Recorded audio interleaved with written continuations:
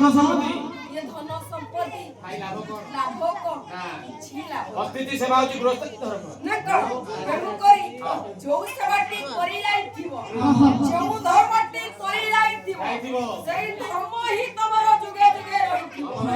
ମନ୍ଦିରଟେ ତୋଳିଥିବ ଆଜ୍ଞା ଲୋକ କହିବେ ମନ୍ଦିରଟି କରିଥିଲା କିଏ ନା ଅମକେଇ ବାବୁ କରିଥିଲେ ସେଇଟା ହିଁ ତମର ନାଁ ପଡିବ ସେଇଟା ହିଁ ତମର ଜୀବିତ ସେଇଆ ହିଁ ତମର ଧର୍ମ। ଏ ଧନ ଏ ସମ୍ପତ୍ତି ଆଜ୍ଞା ଇଏ କେହି କାହାର ନୁହଁ ଇଏ ଜନଜୀବନ ଯୌବନ ଏ ଆଜ୍ଞା ଚିରସ୍ଥାୟୀ କେବେ ନାହିଁ।